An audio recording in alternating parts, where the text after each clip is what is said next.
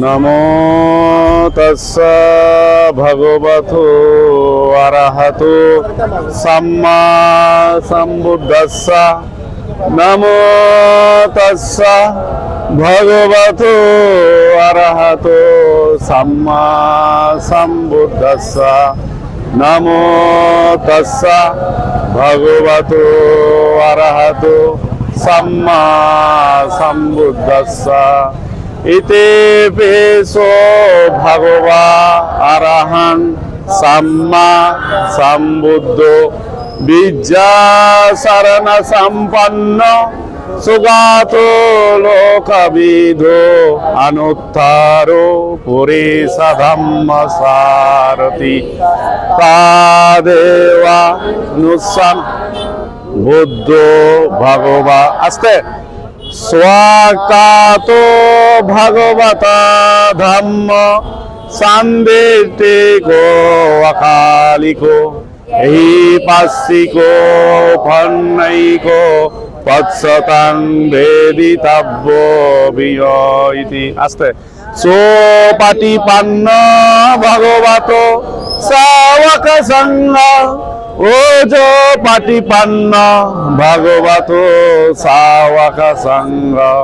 या पटिपन्न भगवतो सावक संग सामेसि पटिपन्न भगवतो सावक संग। यादिदं सत्तारि पुरेसा योगानी अट्टा पुरेसा पुग्घला ऐसा भगवतो सावक संग आहुनीय पाहुनीय दाक्षिणीय अंजलि करणीय अनुत्थारं पुण्यकेत्तं लोकसाति बाहुं सहस्रमभिनी नितसायुदन्त गिरिमेखलायुदित घोरा ससेनमारं दानादिदम्मविदिना जितवा मुनिन्द्र तन्ते दशा भवतु ते जयमङ्गलानि तन्ते दशा भवतु ते जयमङ्गलानि तन्ते दशा भवतु ते जयमङ्गलानि मारातिरेकमभियो जितसाबरातिं घोरं पनालमाकमता दयाकं कान्ति सुदान्तो विदिना जितवा मुनिन्दो तन्ते दशा भवतु ते जयमङ्गलानि साधु। आ गया क्या? ओके ठीक है, रेडी हो।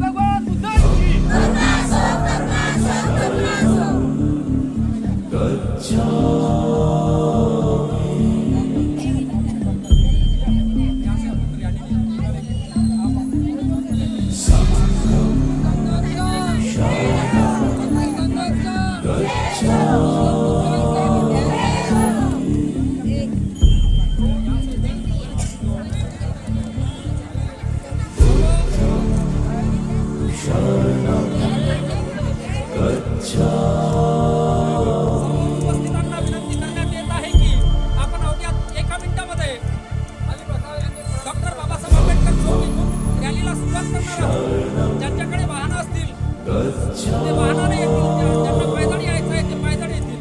भीमटेकडी येथे रॅलीचा समारोप होणार आहे. त्या ठिकाणी विकास राजा महाराष्ट्राचे सुप्रसिद्ध गायक यांच्या गायनाचा सुद्धा कार्यक्रमाचं आयोजन केलेलं आहे.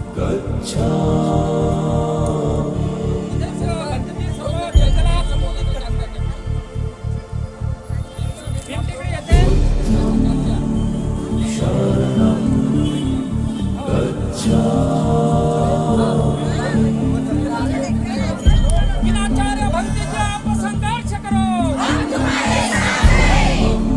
विनाचार्य भक्तीचे आप संघर्ष करो.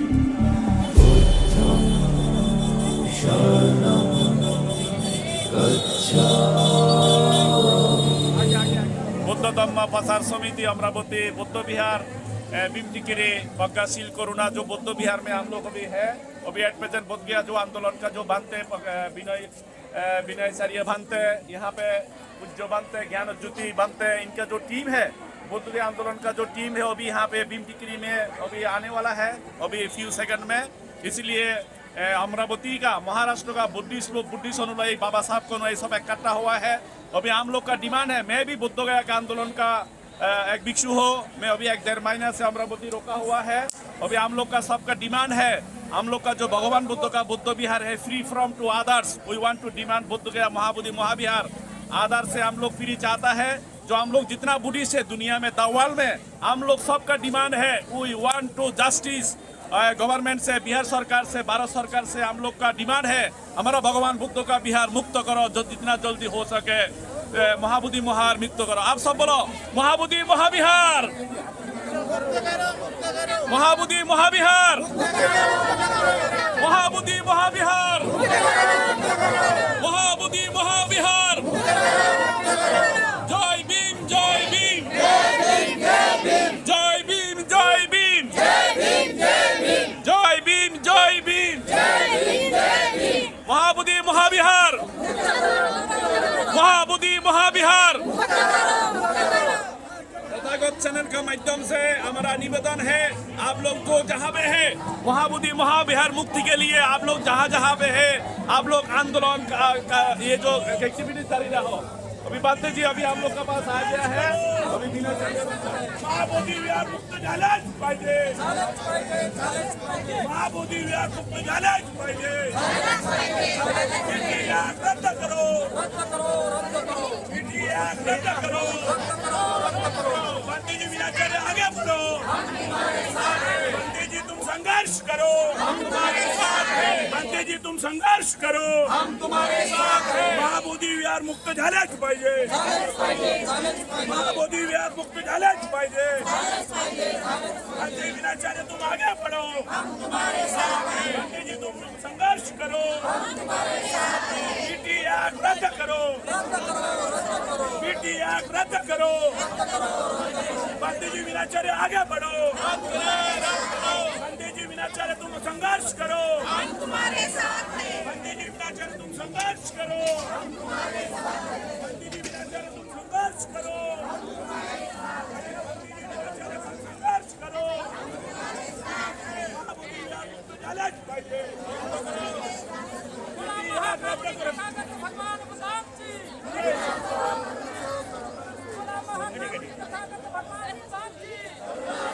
फक्त काम दिलं इकडे कोण दिलं काम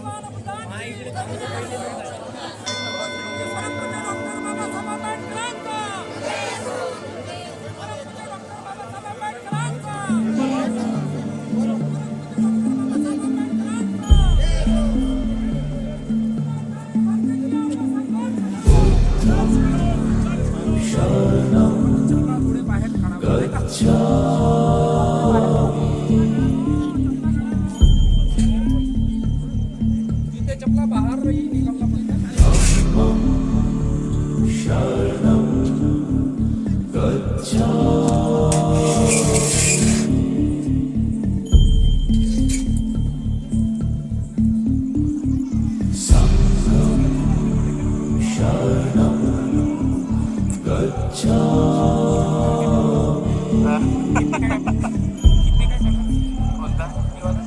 बंद झाला किती हा पडतो त्यावेळेस 14,80,000 किती आता बंद झालं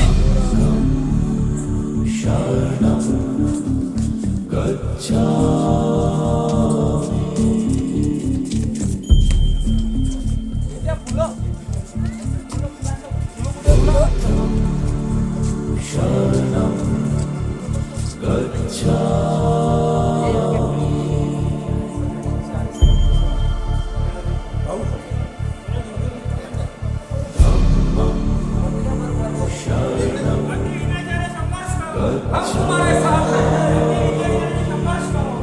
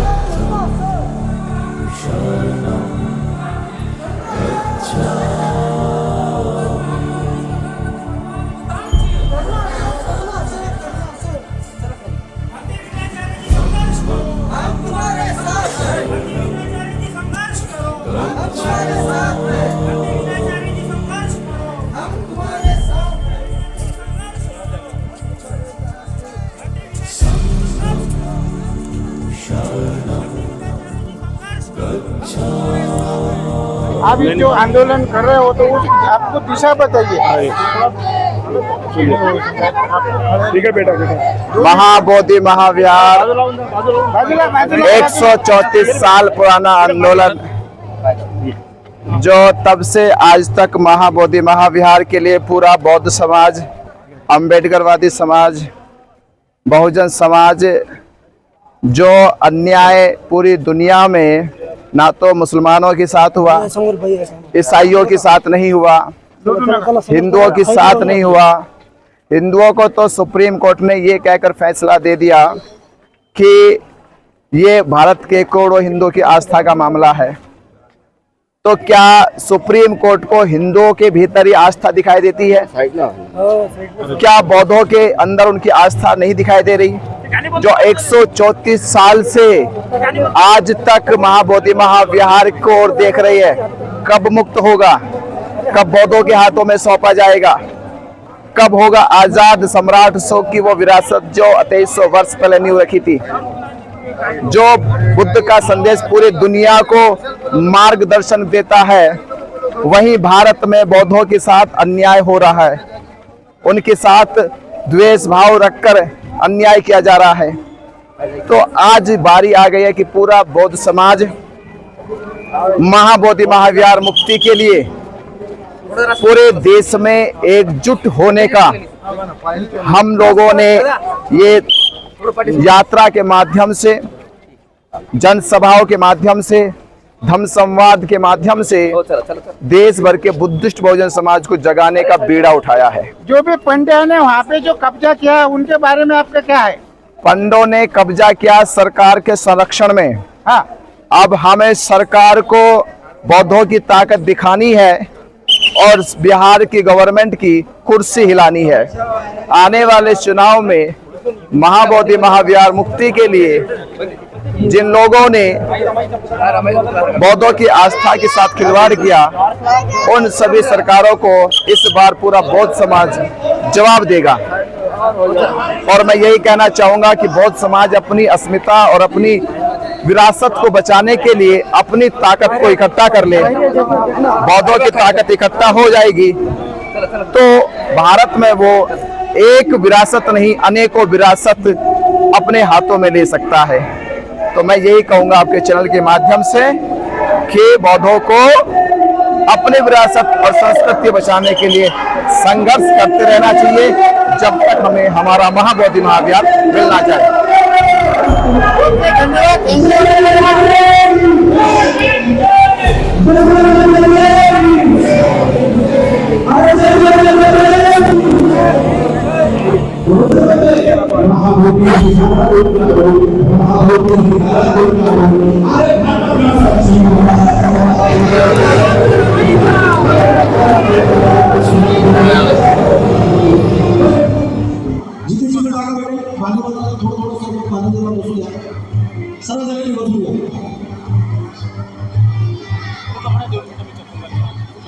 जो बाहेर उभे आहेत त्यांना सुद्धा माझी विनंती आहे, बसण्याची व्यवस्था आपण सर्वांनी तुम्ही बसूया आणि या कार्यक्रमाचा आस्वाद घ्या माझ्या बांधवांनो। आणि या आंदोलनामध्ये सर्वांनी सामील व्हायची आपल्या सर्वांना मी अपील करतो। कारण महाबोधी विहारातून काढू, महाबोधी विहारातून काढू शेंडीवाल्यांची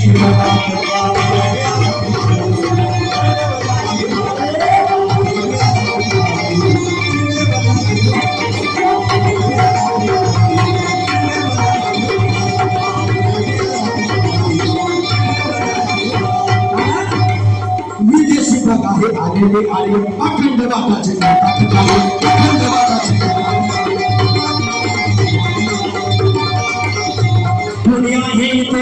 आचार्य कुणी आहे इथे आचार्य कुणी झाले तर शंकराचार्य कुणी झाले तर हे पाखंडवादी हे वर्णवादी पाखंडवादी हे पाखंडवादी हे वर्णवादी जाऊन बसले विहारात अरे पाखंडवादी हे वर्णवादी हे कर्मकांड करणारे भोगा पंडिती करणारे त्या महाबोधी विहारात बसले म्हणून त्या महाबोधी विहारातून ते हाकलायचे आणि ते त्या महाबोधी विहारामध्ये आमच्या भिक्खू संघाला आम्हाला पाठवायचे म्हणून अरे पाखंडवादी हे वर्णवादी पाखंडवादी हे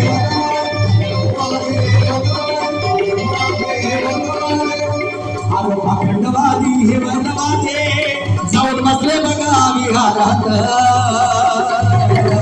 आणि आपण सर्वांनी काय करायचं मग त्या महाबोधी विहारातून काढू त्या महाबोधी विहारातून काढू त्या महाबोधी विहारातून काढू शिर्डीवाल्यांची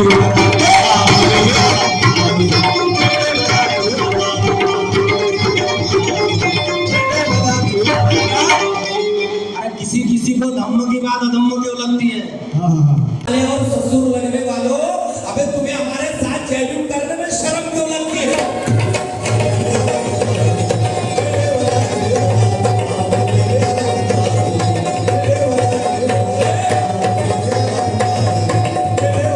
कौन कौन देश शिर्डीवाल्यांची मनात काढणार आहे कोणी हात वर करा जे हात वर करणार नाही तुमच्या नावाचं नकली बोलण्याचं सर्टिफिकेट इश्यू देणार खंडे माणसाचं काम नाही करू बाबासाहेबांचे चळवळी छान जुगला तुम्ही बाबासाहेबचे जैविकवाले होऊ नाही सकते लक्षात घ्या कोण कोणत्या शिर्डीवाल्यांची मनात काढणार आहे दोन्ही हात वर करू टाळ्यांसोबत महाबोधी विहारातून काढू महाबोधी विहारातून काढू अरे शिर्डीवाल्यांची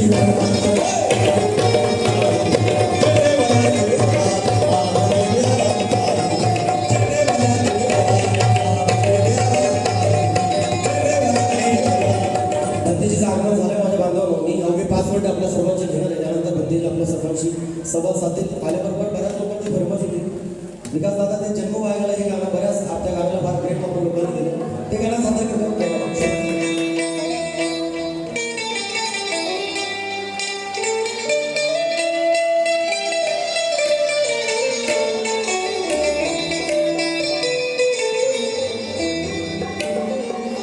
आणि अपील करतोय माझ्या बांधवांना आपण सर्वांनी आपल्या शक्तीनुसार जे जे आपल्याला शक्य होईल ते या दानपेटीमध्ये टाकून या आंदोलनाला आपल्याला माझ्या बांधवाला खूप दूरपर्यंत जायचं लढा खूप मोठा आहे आणि हा लढा आपल्या पाठिंब्याशिवाय शक्य होऊ शकणार नाही लक्षात घ्या असं मी म्हणत नाही बाबासाहेब बोलून गेले अपने कमाई का पिसावा हिस्सा समाज को दान करो आणि बुद्ध सुद्धा म्हणतात बुद्धाची दुसरी पारामिता आहे दान म्हणून या आंदोलनाला जिवंत ठेवण्यासाठी आपल्या सर्वांचा पाठबळ आम्हाला लागला होता पण आपल्या सर्वांना विनंती करतोय जे आपल्याला होतंय जे आपल्याला होतंय ते दान आपण या पेटीमध्ये टाकून या आंदोलनाला आपण मोठं करूया आणि बंदी विनाचर्याच्या पाठीशी उभे राहून महाबोधी विहाराला आपण मुक्त करूया माझ्या बाबा बंदे विनाचर्या मागे पडो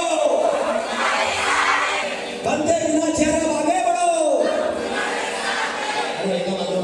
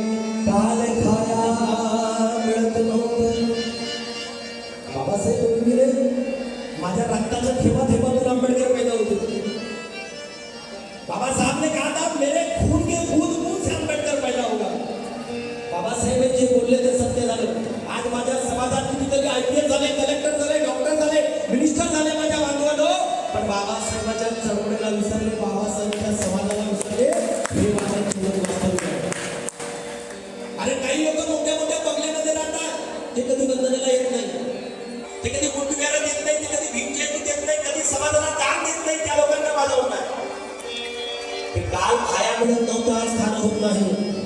अरे काल हे न्याया मिळत नव्हता, ज्ञान होत नाही. अरे पैसा आला आणि इतके माजलो आम्ही म्हणून राजा की बुद्ध विहारात आमचं वंदनेला जाणं होत नाही. बुद्ध विहार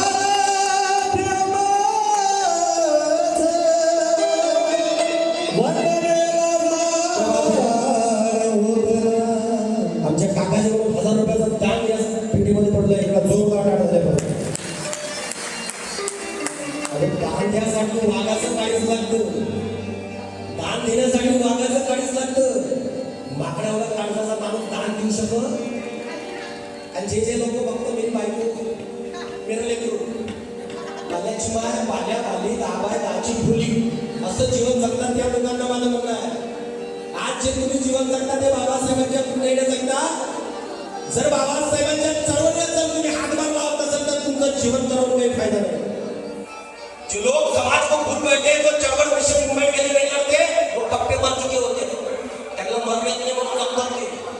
म्हणून माझ्या बांधवांनो, अरे ज्या डॉक्टर बाबासाहेब आंबेडकरांनी 4 लेकर तुमच्यासाठी कुर्बान केलीत रे. अरे प्राणप्रिय रमाईला सुद्धा कुर्बान केलं आणि या समाजाचा उद्धार केला. आज त्या बाबासाहेबांच्या चळवळीला माझ्या बांधवांना आपण सर्वांनी हातभार लावायचा. ज्यांना त्यांना जे शक्य होईल त्या लोकांनी तेवढं दान पेटीमध्ये टाकावं अशी आपल्या सर्वांना विनंती करतो. उद्या चालून जर तुमच्या लेकरांना विचारलं तर तुम्ही समाजासाठी काय केलं तर काय सांगाल तुम्ही? काय सांगा? अरे आज जर तुम्ही दान दिलं तर उद्या आपल्या लेकरांना सांगाल अरे त्या महाबोधी विहारासाठी, त्या महाबोधी विहाराच्या लढ्यासाठी, आंदोलनासाठी, त्या मुक्ती आंदोलनासाठी मी दान केलं म्हणून तुम्ही सांगाल.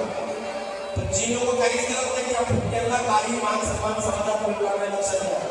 म्हणून ज्यांना जे शक्य होते त्या लोकांनी या पेटीमध्ये दान टाकून या आंदोलनाला मोठं करावं, आपण सर्वांनी पाठबळ करावं. म्हणून माझ्या बांधवांना काय म्हणणं आहे का काल खाया मिळत नव्हतं आज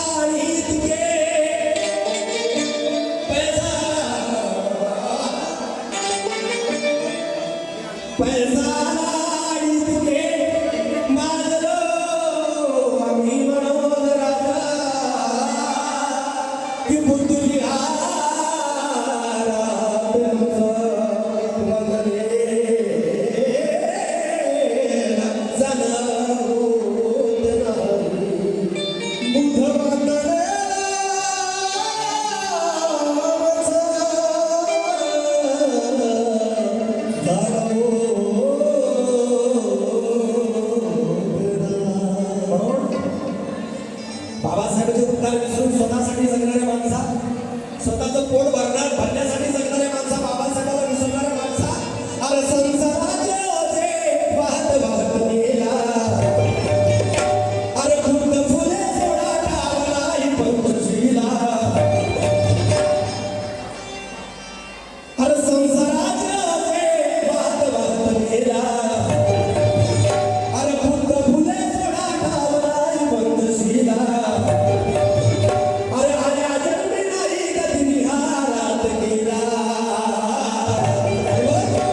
जन्म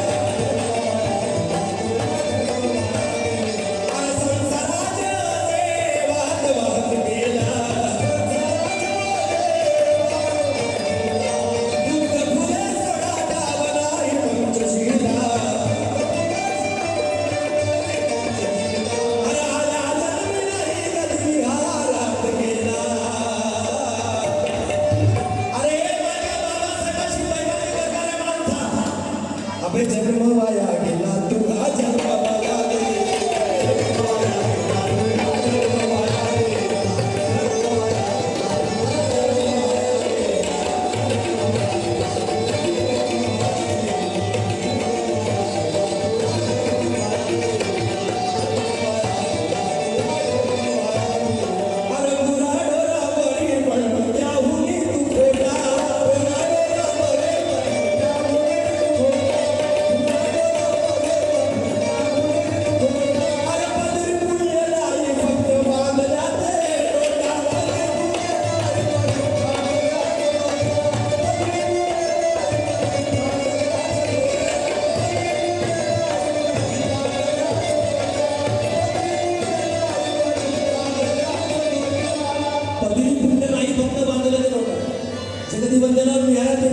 समाजाच्या कोणत्या कार्यात येत नाही, समाजाच्या कोणत्या सोडत शामिल होत नाही अशा लोकांना माहिती कि माफ नहीं होगा मेरे बाबा साहब को छोड़ के जाने वालों को. अमरावती वाले 4 लाइन सुनो कि माफ नहीं होगा मेरे बाबा साहब को छोड़ के जाने वालों को. और ये नसीहत कर दो ना चमचेगिरी करने वालों को कि माफ नहीं होगा मेरे बाबा साहब को छोड़ के जाने वालों को. अरे ये नसीहत कर दो रे चमचेगिरी करने वालों को, नाकाम कर ले उनकी सारी चालों को. अरे भीम टेकरी के चौक में पकड़ो और छू के मारो गद्दारों को.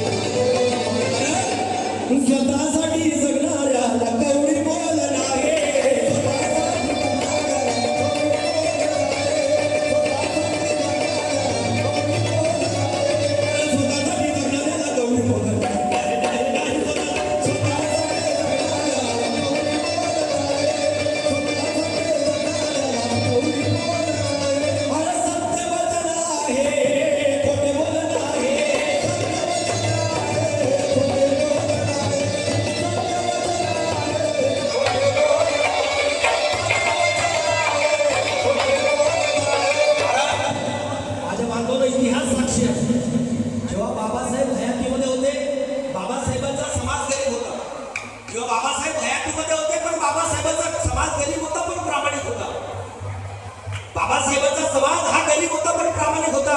परंतु बाबासाहेब गेल्यानंतर माझ्या बांधवांनो आज माझा समाज मात्र श्रीमंत झाला, पण बाबासाहेबांची चळवळ मात्र गरीब झाली. ही गोष्ट आज बाबासाहेबांची चळवळ गरीब झाली, माणसं श्रीमंत झाली, माणसं खूप श्रीमंत झाली, पण बाबासाहेबांची चळवळ ही गरीब झाली. म्हणून तर बोलतोय की तुझ्या माडीकडे उदासीचं रान आहे. अरे बाबासाहेबांशी बैमानी करून 4 मजली बिल्डिंग बांधणारे माझ्या बाबासाहेबांना विसरणाऱ्या गद्दार माणसा, तू तुझ्या माडीत गड्या उदासीचं रान आहे, तर भीम बुद्ध भगवान माझ्या झोपडीची शान आहे. तुझ्या माडीत गड्या उदासीचं रान आहे, भीम बुद्ध भगवान माझ्या झोपडीची शान आहे.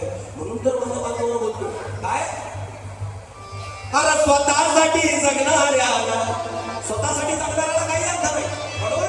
अरे स्वतःसाठी जगणाऱ्याला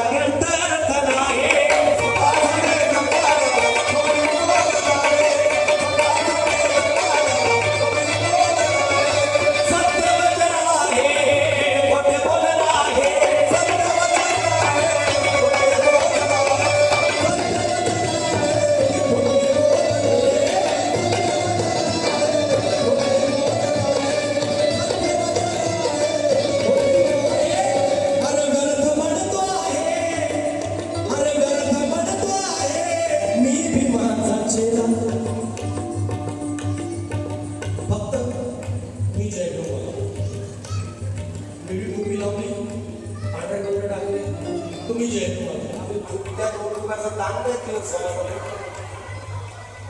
मी कामाचं काहीच करत नाही अशा लोकांना माझं की याच्या त्याच्या जवळ सांगितल्याने बुद्ध होत नाही याच्या त्याच्या जवळ सांगितल्याने बुद्ध होत नाही कसोटी चावल्या विना ते कधी सिद्ध होत नाही अरे त्रिशरण पंचशील पहिले आचरणा काढा नुसत्या निळ्या टोप्या लावल्याने कोणी जय भीमवाले होत नाही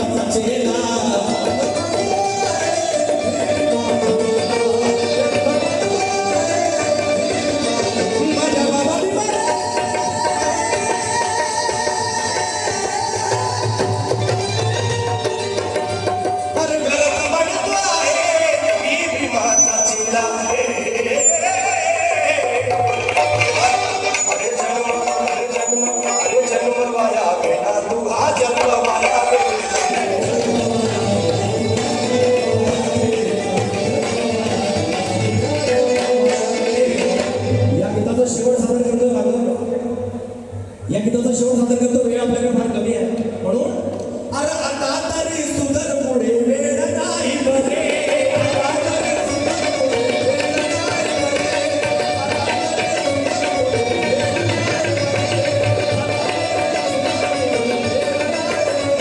अरे नाव विमानाचे आणि तुझ्या दारे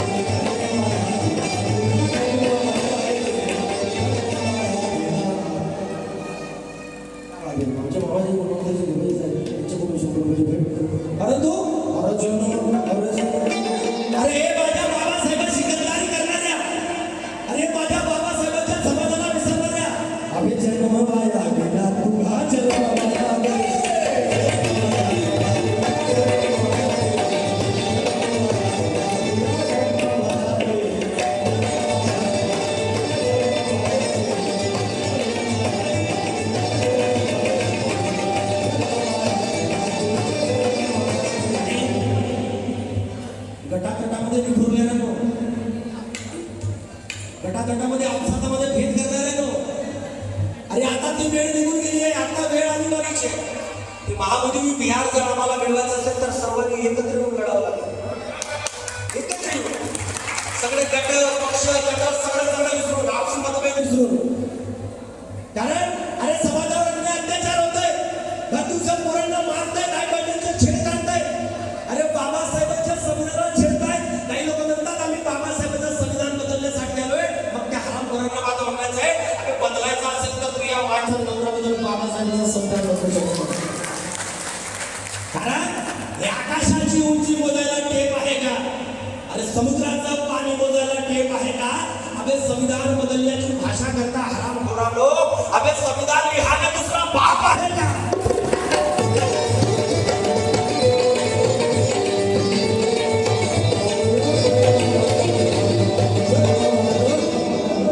फक्त सर्वांना एवढी विनंती करेल आपापले सगळे मतभेद विसरा आणि या आंदोलनामध्ये सामील व्हा या आंदोलनाला खूप मोठं करा या आंदोलन को बहुत बड़ा करो महाबोधी बिहार को हासिल करो मेरे साथी म्हणून अरे भीमाच्या मुलांनो अरे माझ्या भावांनो अरे भीमाच्या मुलांनो अरे आता तरी आले अरे भीमाच्या मुलांनो अरे आता तरी आले या निळ्या चिऱ्या खाली सारे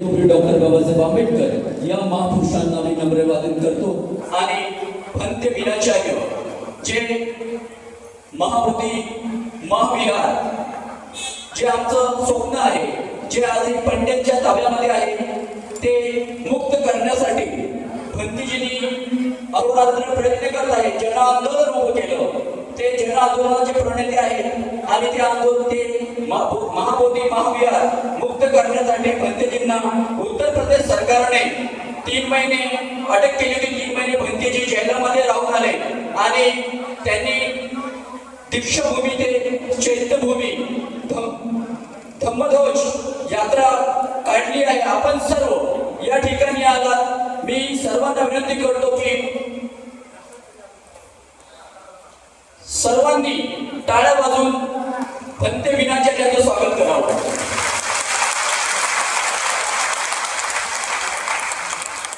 जयप्रकाशजी उत्तर प्रदेश यांना मी मंचावर आमंत्रित करतोय. जयप्रकाशजी उत्तर प्रदेश. रत्नदीपजी रंगारी यांना सुद्धा विनंती करतो की त्यांनी मंचावर यावं. विनय मेश्रामजी यांना सुद्धा विनंती करतो की त्यांनी मंचावर यावं आणि राकेशजी धारगावे यांना सुद्धा विनंती करतो की त्यांनी मंचावर यावं. या ठिकाणी मी वीणादेवी गायकवाड मॅडम यांना विनंती करतो की त्यांनी भंतेजींना पुष्पगुच्छ देऊन अमरावती शहराच्या वतीने जिल्ह्याच्या वतीने त्यांचं स्वागत करावं. वीणादेवी मॅडम गायकवाड उपस्थित आहात का आपण इथे? फास्ट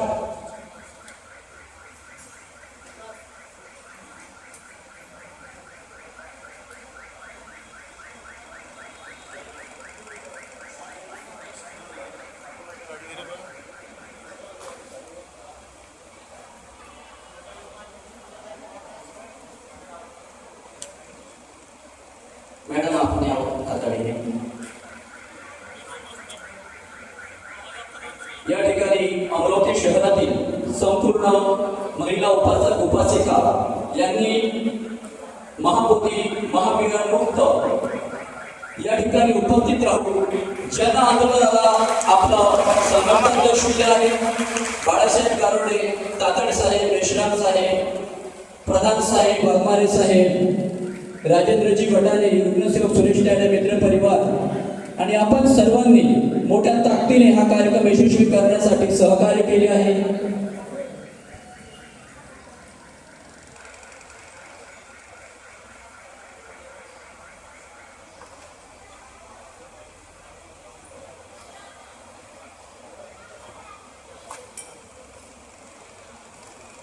मी या ठिकाणी भंते विनाचारी यांना ही विनंती करतो की आपण आम्हाला मार्गदर्शन करावं. भंते विनाचारी.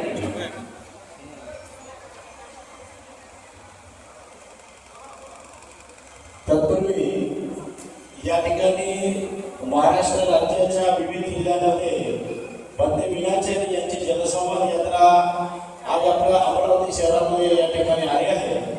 आजच्या या कार्यक्रमाच्या प्रसंगी उत्तर प्रदेशमधून जयप्रकाशजी आलेले आहेत. त्यांना विनंती करतो की कृपया त्यांनी मंचाच्या वाहिनीची कृपा करावी. त्याचप्रमाणे उत्तर प्रदेश में नवजीत सिंह लोहिया साहब ये भी यहाँ पर आए हुए हैं. उनका भी अमरावती शहर के माध्यम से मैं आपका यहाँ पर स्वागत करता हूँ. साथ ही साथ या ठिकाणी त्यांनी या कार्यक्रमाचे आयोजन केलं तर सर्वांच्या या ठिकाणी मी पंत विनाचार्य यांच्या जनसंवाद यात्रेच्या निमंत्रण म्हणून आपल्या सर्वांचा मी या ठिकाणी आभार व्यक्त करतो आणि आयोजकांच्या वतीनं मी आदरणीय जयप्रकाशजींना आमंत्रित करतो की त्यांनी अवघ्या 2 मिनिटांमध्ये आपल्या या ठिकाणी मनोगत व्यक्त करावं. सन्माननीय जयप्रकाशजी.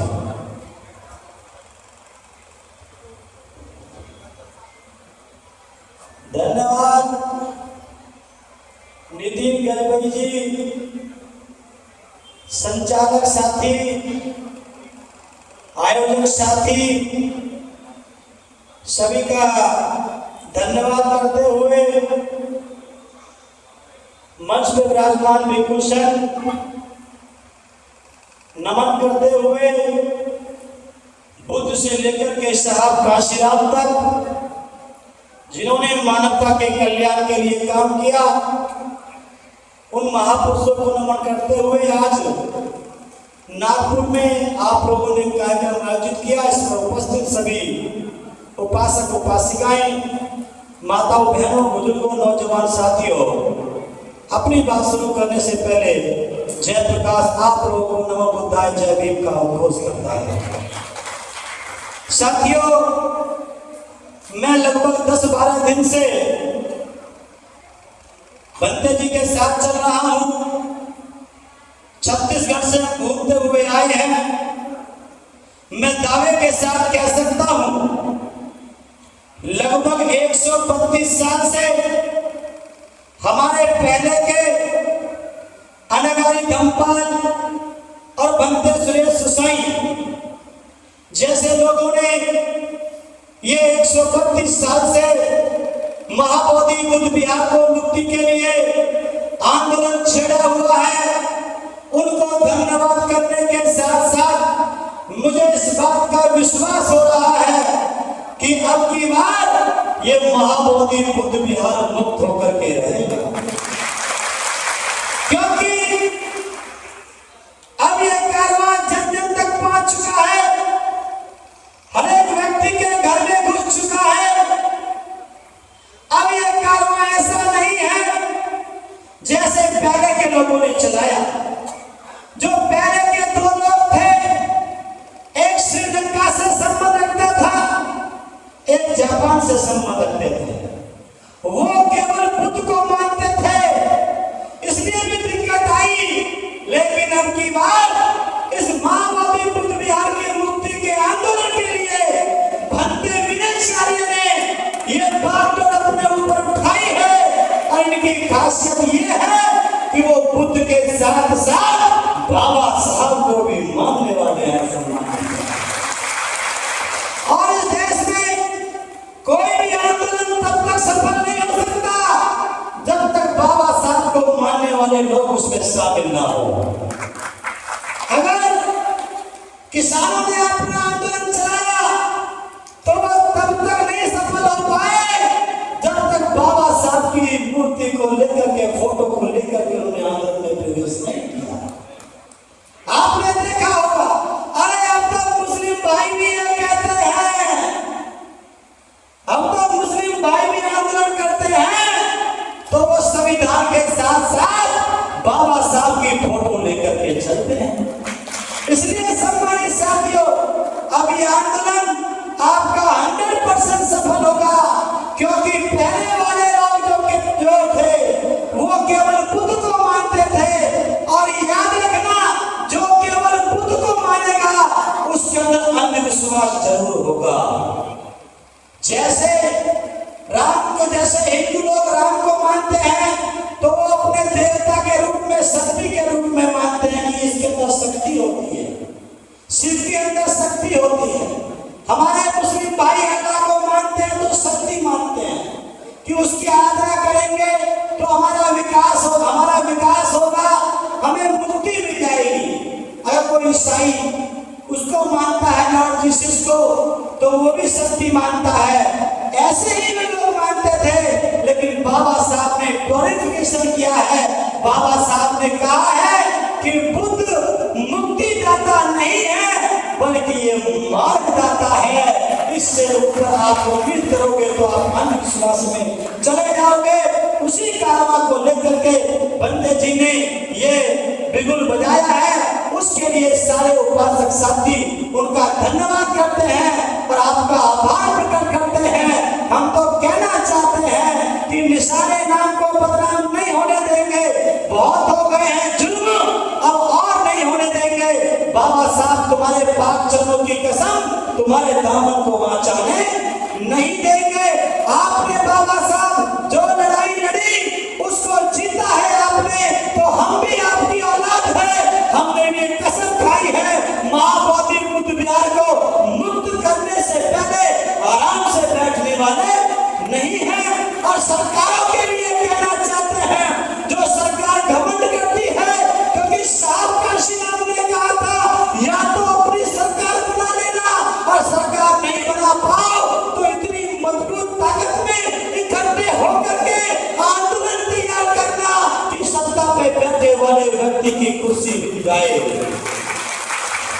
हमको बंदे जी लेकर के चल रहे हैं। मेरे सम्मानित साथियों, भी कहा था हमारे साथी ने, गायक साथी ने, शायद मैं समझ पा रहा था, उसने कहा था संविधान बदलने की बात कर रहे हैं, तो उनके लिए कहना चाहते हैं हम तख्त भी बदल देंगे और तुम्हारा ताज भी बदल देंगे। अरे तुम हमारा क्या संविधान बदलोगे, उससे पहले हम तुम्हारी सरकार ही बदल देंगे। इतना आसान नहीं है, इसमें लाखों करोड़ों लोगों की आस्थाएं जुड़ी हुई हैं। अब तो सभी लोग इस संविधान को मानने लगे हैं। आप लोगों ने मेरी बात को ध्यान से सुना, ये 100% ये अब मुक्त होगा, इसका हमें भरोसा है। आप सभी साथियों का धन्यवाद करते हुए मैं अपनी वाणी को विराम देता हूँ। जय भीम, जय भारत, जय काशीराम, नमो बुद्धाय, धन्यवाद।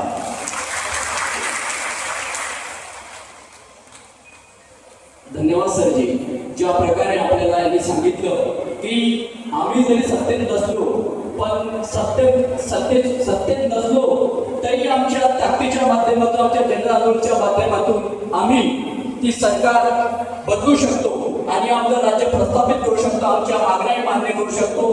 तसे डॉक्टर बाबासाहेब आंबेडकरांनी आम्हाला सांगितलं होतं की आम्ही तुम्हाला जी मतदानाची ताकद दिलेली आहे, जी मतदानाची ताकद आहे ते तुम्ही मीठ मिरची एवढी स्वस्त समजू नका. आणि आपण शेवटी मधुवाद्यांच्या जाळ्यामध्ये अडकूनच मधुवाद्यांची सरकार बसवतोय. धन्यवाद सरजी. यानंतर नोटियाजी आपल्याला मार्गदर्शन करतील. नोटियाजी फक्त अवघ्या कमी शब्दामध्ये.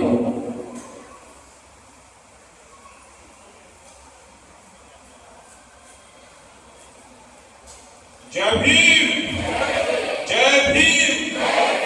बोध गया मुक्त करो, बोध गया मुक्त करो. बहुत बहुत धन्यवाद.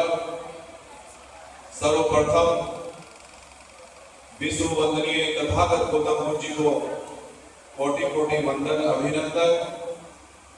और देश में सभी जन्मे संतों, महापुरुषों, गुरुओं को भी कोटि कोटि नमन. और विशेषकर ज्योतिबा फुले साहब, छत्रपति शिवाजी महाराज, माता रमाबाई, माता सावित्रीबाई फुले, फातिमा शेख, अन्ना भाऊ साठे, इन सभी संतों, गुरुओं, महापुरुषों को मान्यवर साहब काशीराम नमन और वंदन करते हुए सम्मानित बहुजन समाज के लोगों, मंच पर उपस्थित हमारे बौद्ध धर्म गुरु परम आदरणीय भक्ते विनयचार्य जी एवं सभी भक्ते, आपका भी बहुत आदर सत्कार करते हुए और इस कार्यक्रम के आयोजन करता सामने बैठी मेरी माताओं बहनों, आज मुझे ये देखकर बड़ी प्रसन्नता हो रही है कि जो सपना परम पूजनीय बाबा साहब डॉक्टर अम्बेडकर ने देखा,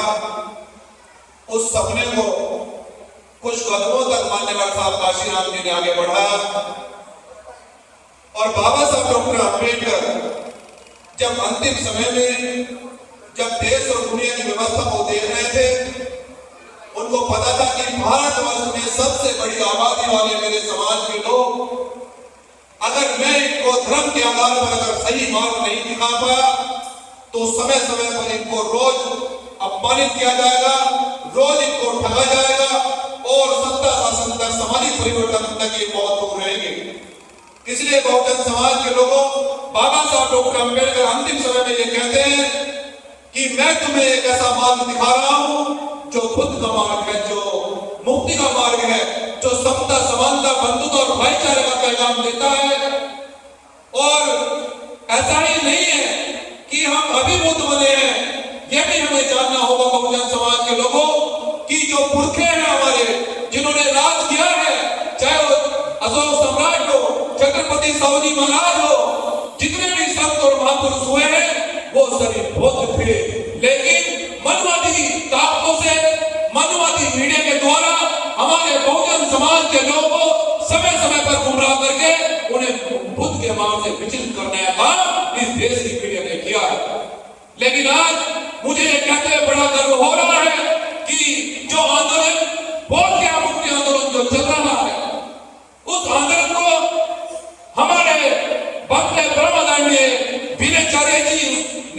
कर रहे हैं, मैं उसकी आपको थोड़ी सी बात बताना चाहता हूं कि आज से पहले भी उस मंदिर मुक्ति आंदोलन का नेतृत्व हमारे बौद्ध भिक्षु ने किया था, क्योंकि ये आंदोलन आज से नहीं चल रहा है, ये तो सालों से चल रहा है।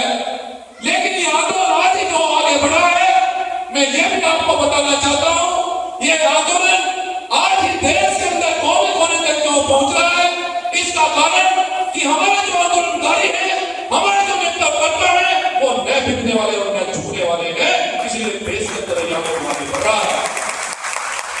बहुजन समाज के लोगों, जब बिहार सरकार ने हमारे भक्ति विनय चारी जी को तड़ी बट्टा दबाने का प्रयास किया, तो हमारे भक्ति विनय चारी जी ने कहा कि हम बाबा साहब फूले अम्बेडकर अशोक सम्राट के वंशज हैं, न झुकेंगे और न रुकेंगे, ये हमारी विरासत है और इस विरासत को हम वापस लेकर ही दम लेंगे। इसलिए मैं बहुजन समाज के लोगों आपसे एक अपील विशेष करना चाहता हूं कि अगर आप अपनी विरासत को, संतों महापुरुषों के इतिहास को अगर नहीं बचा पाए, तो आप कभी शासक नहीं बन सकते। ये मैं नहीं, बाबा साहब डॉक्टर भीमराव अम्बेडकर कह रहे हैं कि जो लोग अपना इतिहास नहीं जानते, जो लोग अपना इतिहास नहीं बचा पाते, वो कभी शासक नहीं बन पाएंगे। और इस देश के और दुनिया के अंदर अगर सबसे बड़ा कोई इतिहास किसी का है, तो वो बहुजन समाज के लोगों आपका है। लेकिन ये मीडिया रोज हमें दलित कहती है, रोज अछूत कहती है, लेकिन हमें ये समझना होगा कि देश के संविधान निर्माता बाबा साहब डॉक्टर भीमराव अम्बेडकर है। देश में अगर किसी ने छत्रराज किया है, तो वो तो सम्राट ने किया है। हम अछूत नहीं है, हम छोटे नहीं है, हम इस देश के शासक हैं और हमें शासक बनना होगा। लेकिन मेरा एक सवाल है कि आप शासक कैसे बनोगे? मान्यवर साहब काशीराम कहते थे कि जब तक आप इस देश के अंदर आंदोलन को इतना बड़ा नहीं कर दो कि विरोधी लोग कुर्सी छोड़कर बहुजन समाज के लोगों, माताओं बहनों, आपको कुर्सी दे दे, जब तक हमारी राजनीति कामयाब नहीं हो सकती है। अर्थात मेरा कहने का मतलब ये है कि जब तक हम घर से सामाजिक आंदोलन के नाम पर नहीं निकलेंगे, जब तक फूले साहब अम्बेडकर काशीराम साहब के मिशन को बचाने के लिए घर से नहीं निकलेंगे, हम कभी शासक नहीं बन सकते। हमारी सरकार इस देश और प्रदेश में इसलिए नहीं आ रही है क्योंकि हम लोग सामाजिक आंदोलन बड़े पैमाने पर नहीं कर रहे हैं। लेकिन मुझे आज महाराष्ट्र में आकर और भक्ति विनय चारी जी के साथ में आकर मुझे ऐसा लग रहा है कि बाबा साहब डॉक्टर अम्बेडकर की कर्मभूमि, सबसे पहले हम महाराष्ट्र में ही बहुजन समाज में परिवर्तन करने का काम करेंगे। मुझे पूरी आशा है, पूरी उम्मीद है। और बस मैं ये तो कहना चाहता हूँ कि भीमार्मी जैविक संगठन का समर्थन बौद्ध या मुक्ति के लिए पूरा समर्थन है।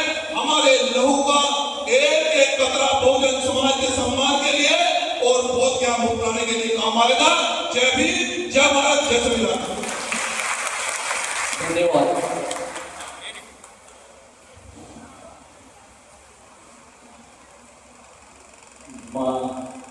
अंते विनाशाने यांच्या जनसंवाद योजनेची सुरुवात काल नागपूर शहरात झाली आणि आज आपल्या या शहरामध्ये जनसंवाद कार्यक्रम विनाशाने यांच्या प्रमुख उपस्थितीमध्ये आपल्या सर्वांच्या सहकार्याने आणि विशेष या कार्यक्रमाचे आयोजन ज्यांनी केलं त्यांचे सुद्धा मनोरंजन आपल्याला या ठिकाणी करावं लागलं।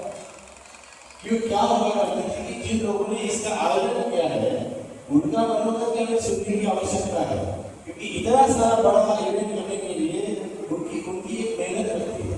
तो मैं गुजारिश करता हूँ आप सभी के साक्ष से कि आदरणीय वटाने साहब को कृपया आप मनोरंजन यहाँ व्यक्त करें। आदरणीय वटाने साहब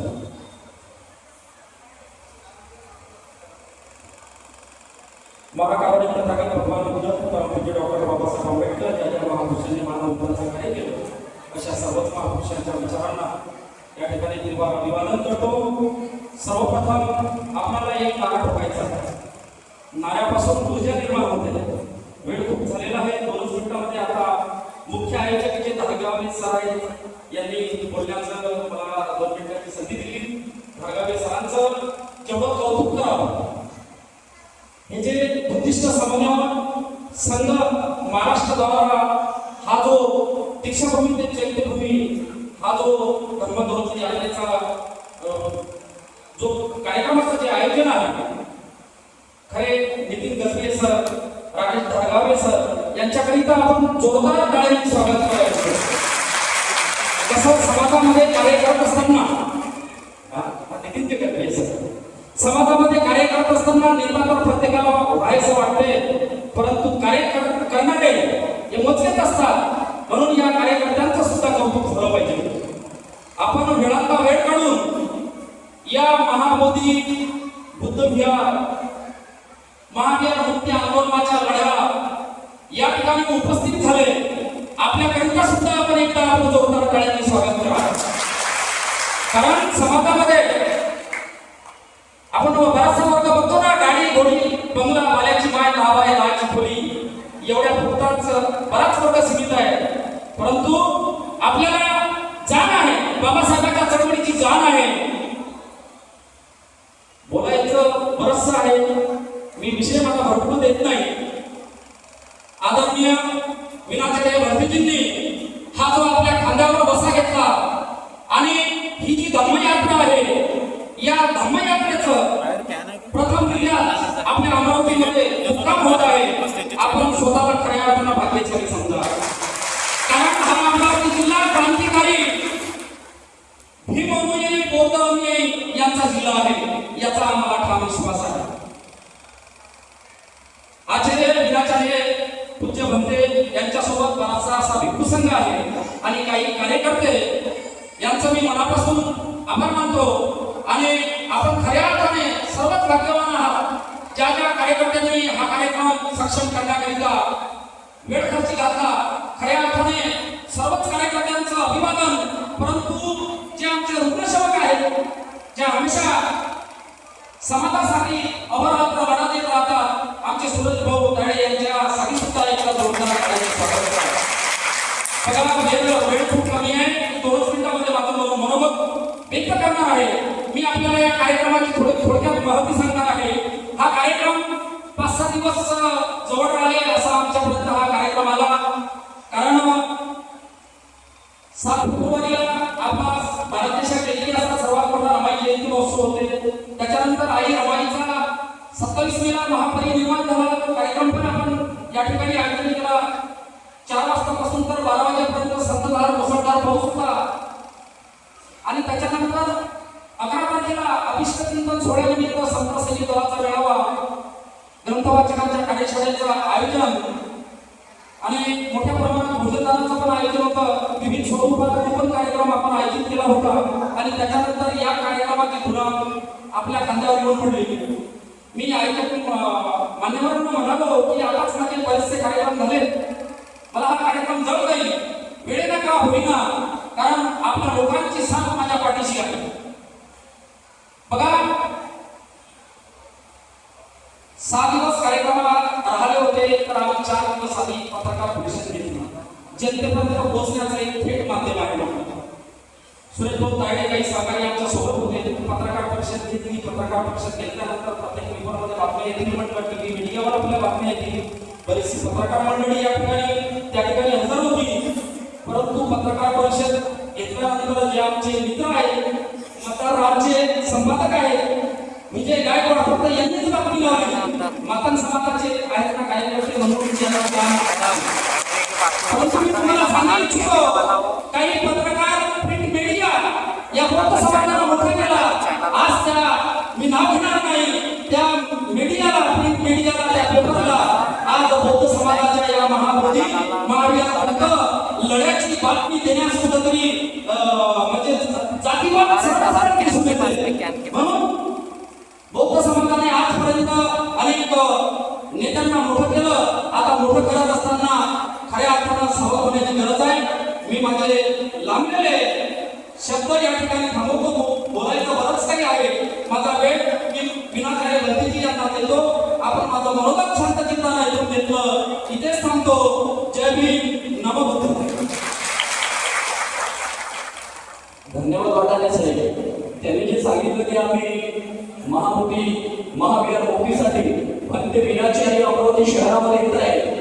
आपण जनजागृतीसाठी आपल्या दैनिकामध्ये बातमी प्रसिद्ध करावी. मात्र इथल्या जातीवादी लोकांना भीती वाटली की अख्खं शहर अख्खा जिल्हा तर या ठिकाणी येणार नाही, भंते जिल्हा प्रतिसाद तर भेटणार नाही. जर अमरावती जिल्हा हे क्रांतिकारी लोकांचं शहर आहे, भारतामध्ये जेही आंदोलनाची ठिणगी निघते ती ठिणगी अमरावती शहरामधून निघते, जिल्ह्यामध्ये जाते, जिल्हा महाराष्ट्रामध्ये, महाराष्ट्रामधून देशामध्ये जाते. आणि भंते विनाशकारी याची बातमी इथल्या एकही लोकल पेपरने दिली नाही, टीव्हीने दिली नाही, अशा सर्व पेपरचा आम्ही या ठिकाणी काही निषेध नोंदवतो. आणि भंते आचार्य भंते विनाशकारी यांना विनंती करतो की त्यांनी आपलं मनोगत व्यक्त करावं.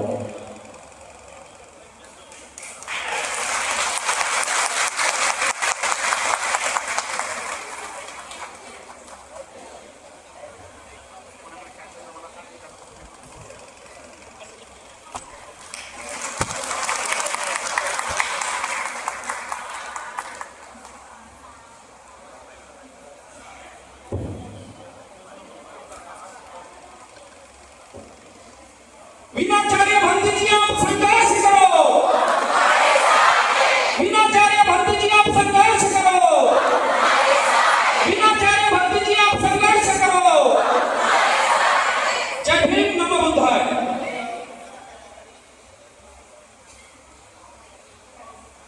महाकारुणिक सम्मेलन संबोधित प्राप्त बाबा साहब अम्बेडकर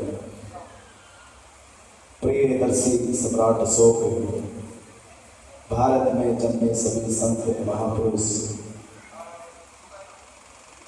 उन सभी को वंदन करते हुए मंच पे उपस्थित आदरणीय भिक्षु संघ को वंदना करते हुए और महाबोधि महाविहार मुक्ति आंदोलन में अपनी श्रद्धा विश्वास कर बैठे और उम्मीद नहीं कर बैठे कि जो आंदोलन 134 साल से समाज जिसकी प्रतीक्षा कर रहा है, वो उम्मीदें, वो सपने जो लेकर बैठे हैं पूरे विश्वास के साथ अटूट विश्वास के साथ आप सभी को नमो बुद्धाय. अमरावती सबसे पहले तो मैं जो बुद्ध विहार है, ये बहुत सुंदर बुद्ध विहार है. इतना सुंदर बुद्ध विहार है कि मुझे लग रहा है कि यात्रा के बाद जब हम भारत का पूरे देश में यात्रा घुमा कर लोगों के बीच जाकर संवाद कर करके भारत के बुद्धिस्टों को जब हम एकजुट कर लेंगे, तब मैं सोच रहा हूं कि अमरावती में दोबारा से आऊंगा. तो जब दोबारा आऊंगा तो देखने समतल फिर ऊंची पहाड़ी और बाबा साहब अम्बेडकर जी की बहुत विशाल मूर्ति है. और मैंने भारत में करीब 13 राज्य घूमा, 13-14 राज्य घूमा, पर मैंने जितनी सुंदर तथागत बुद्ध की प्रतिमा यहाँ देखी मैंने कहीं नहीं देखी. बहुत सुंदर प्रतिमा है. तो बनाने वाले ने तो सच में इसमें कमाल कर दिया, लेकिन कमाल की मूर्ति बनाई. तो बुद्ध विहार संचालक महोदय और आप सभी उपासक जो इस बुद्ध विहार से जुड़े हैं, अपनी श्रद्धा से सेवा करते हैं, आप सभी के लिए फिर से बहुत बहुत साधुवाद.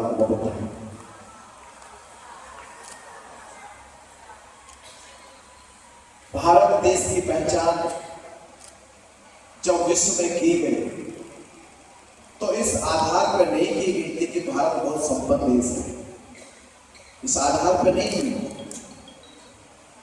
कि भारत बहुत संपन्न देश है, बहुत धनवान देश है. इस आधार पर नहीं हुई. भारत की पहली पहचान इस आधार पे हुई कि भारत में संस्कृति और सभ्यता सबसे पहले विकसित हुई.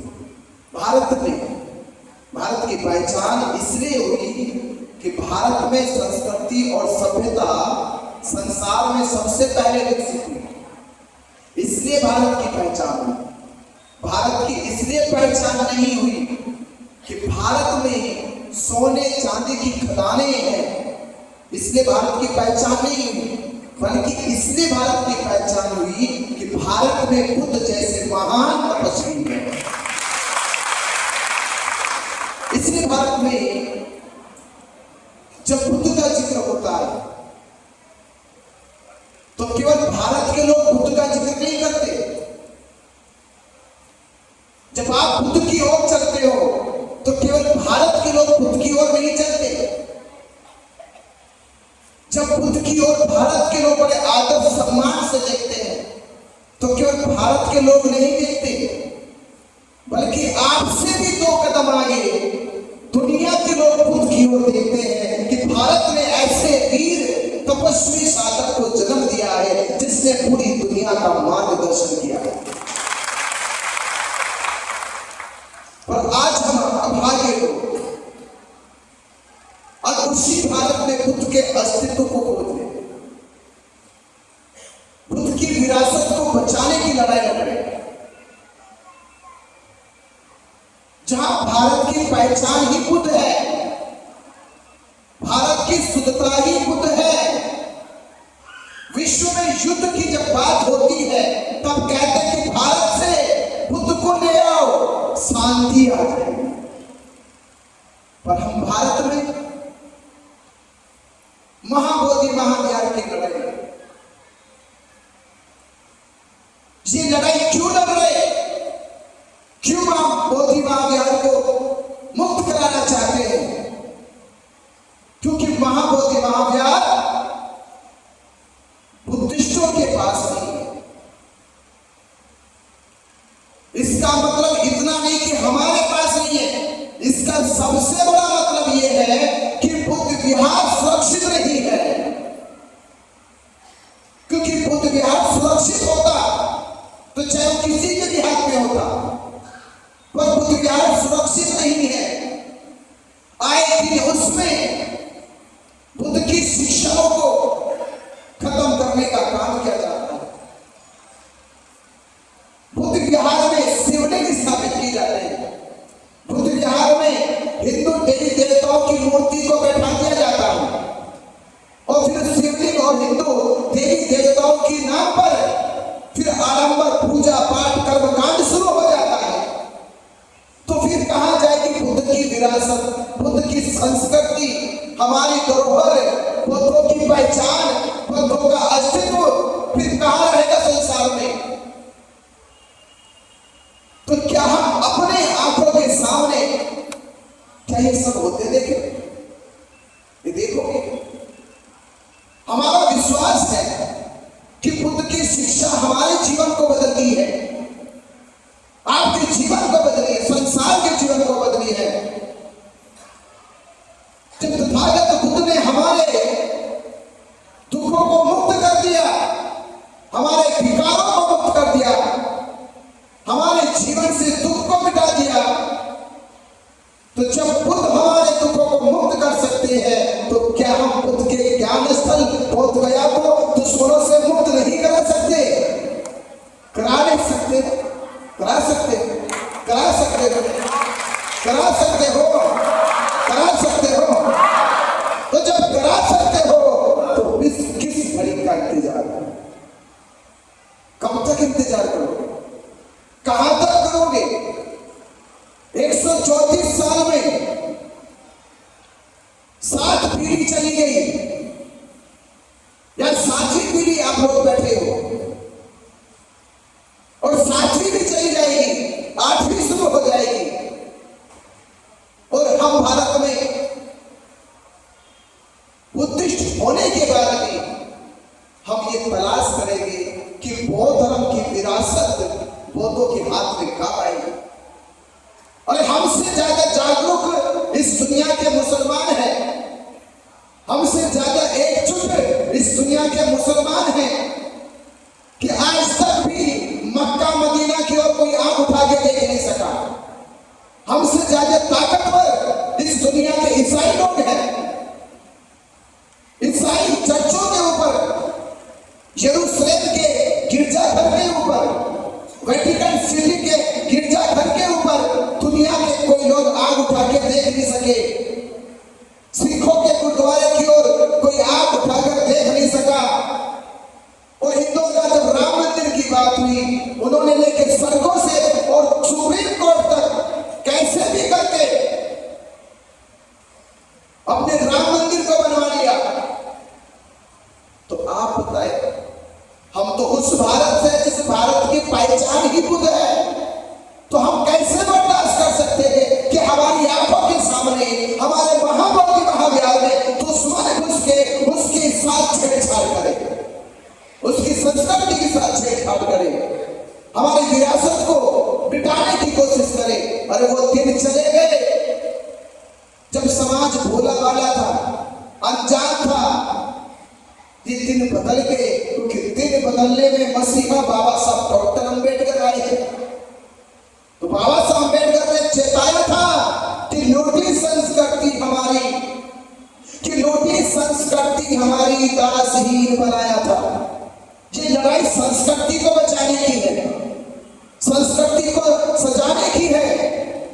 जैसे हम अपने घर को सजाते हैं, अपने गांव को सजाते हैं, इस बुद्ध विहार को सजाया है। ये पहचान है हमारी कि लौटी संस्कृति हमारी दासहीन बनाया था। बहू बेटी और बच्चों को घर के बाहर जलाया था, आंखों से टपके आंसू, कोई फरियाद सुन ना पाया था। होता रहा शोषण हमारा, कोई अल्लाह ईश्वर देवी देवता भगवान न आया था। अरे लिया जन्म भीम ने जगत में, पर लिखकर अनूठा ज्ञान पाया था और तोड़ अनुवादी जंजीरों को इस देश के शोषित दलितों को आजाद कराया था। तो आजाद होके बैठे, हम आजाद हो गए, पर महाबोधि महाविहार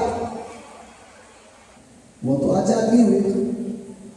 बुद्ध के ज्ञान से तो आजाद नहीं हुए, हमें तो बाबा साहब अम्बेडकर ने आजाद करा दिया। अब हमारा कर्तव्य बनता है कि बाबा साहब डॉक्टर अम्बेडकर जी ने 14 अक्टूबर 1956 को भगवान बुद्ध के धर्म की दीक्षा ली। सिद्धार्थ गौतम को बोधगया में क्या प्राप्त हुआ, यानी धम्म का उदय हुआ बोधगया में, और धम्म की दीक्षा ली बाबा साहब अम्बेडकर ने नागपुर में। और नागपुर कहाँ है? महाराष्ट्र में। तो बाबा साहब अम्बेडकर ने जिस धम्म की दीक्षा ली है, उस धम्म की जड़ कहाँ है? कहाँ है? कहाँ है? बोधगया में है।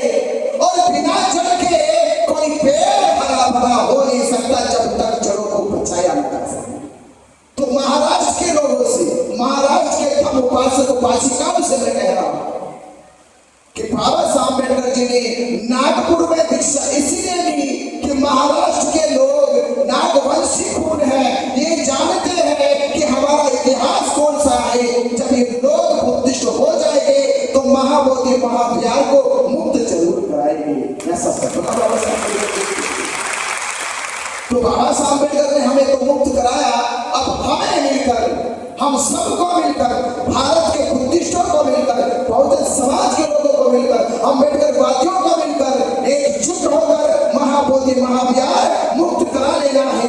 तब तक हम इस संघर्ष को लड़ते रहेंगे, और जब तक हम ये संघर्ष हमारा जीत में बदल ना जाए, तब तक हमें इस आंदोलन को रुकने नहीं देना।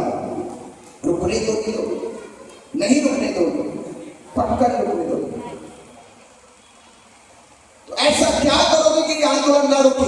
क्या करोगे? क्या कर सकते हो? क्या कर सकते हो? दो काम करने, बस क्या करने? दो काम करने। पहला काम यह है कि महाबोधि महाविहार दुश्मनों के हाथ में है, और दुश्मनों ने महाबोधि महाविहार को कब्जाने के लिए उस पे पीटी एक्ट नाम का 1949 में कानून बना रखा है। क्या बना रखा? एक कानून बना रखा है। दुनिया के किसी भी मस्जिद पे कानून नहीं बना, दुनिया के किसी मस्जिद पे कानून नहीं बना, दुनिया के किसी भी मंदिर पे कानून नहीं बना, दुनिया के किसी भी चर्च पर कानून नहीं बना, पर कानून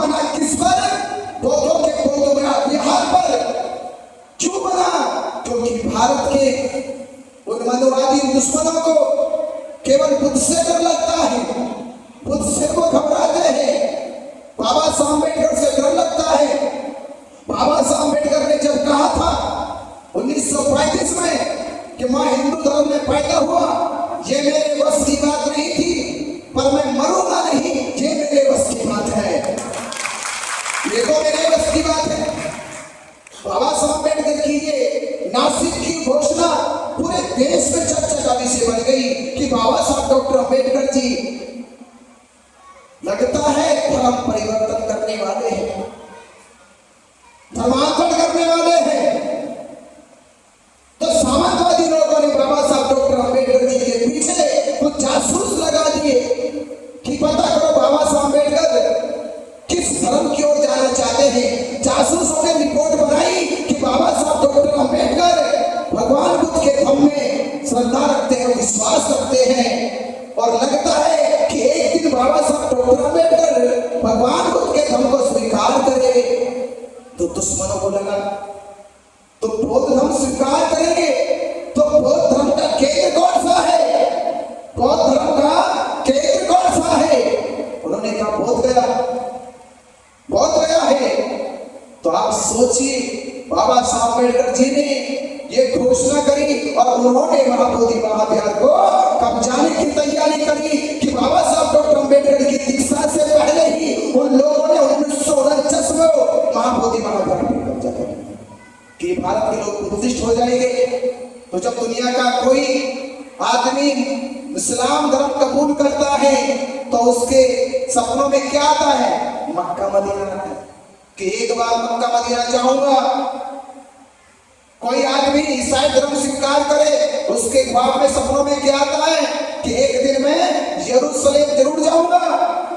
कोई आदमी सिख धर्म स्वीकार करे, उसके सपनों में क्या आएगा कि मैं एक बार अमृतसर जरूर जाऊंगा।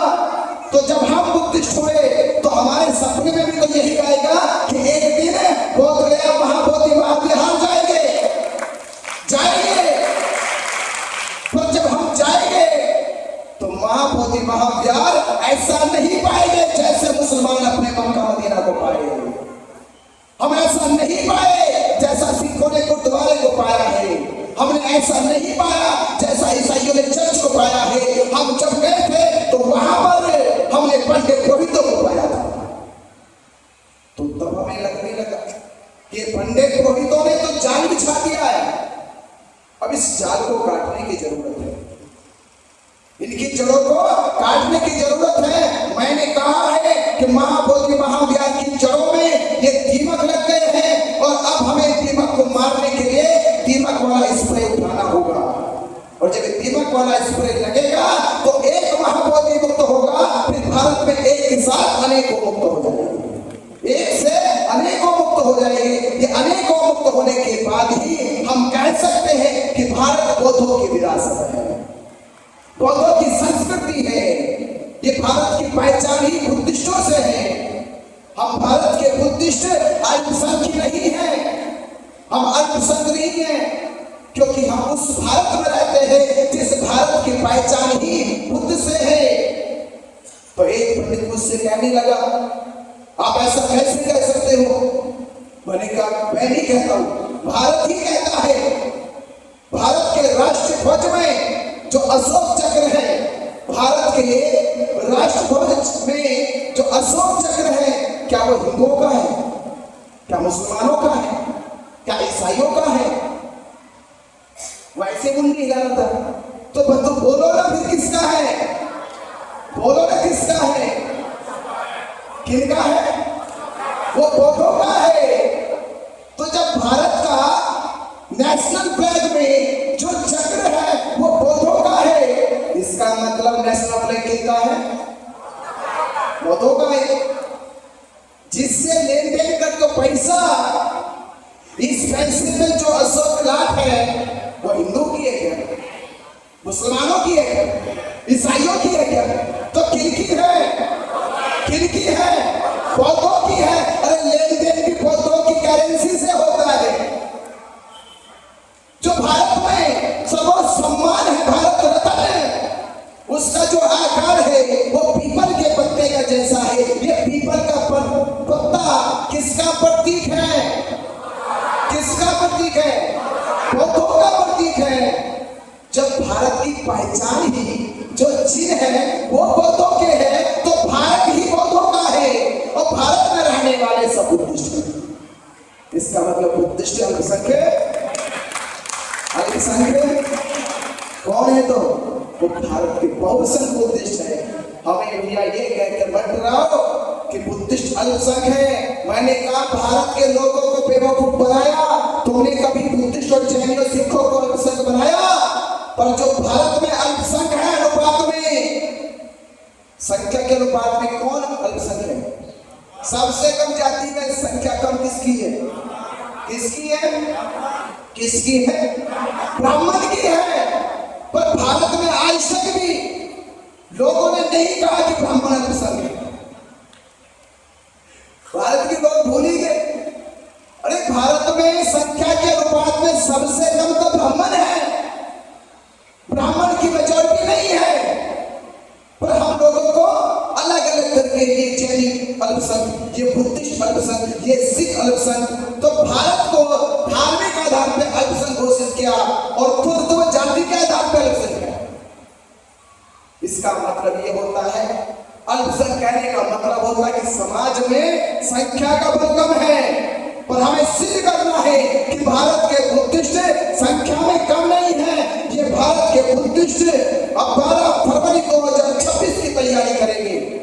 एक साल जो हमारे आंदोलन में हो जाएगा, जेल से निकलने के बाद हमने कहा था कि सरकार ने कोशिश करी छुपाने की, डराने की, धमकाने की।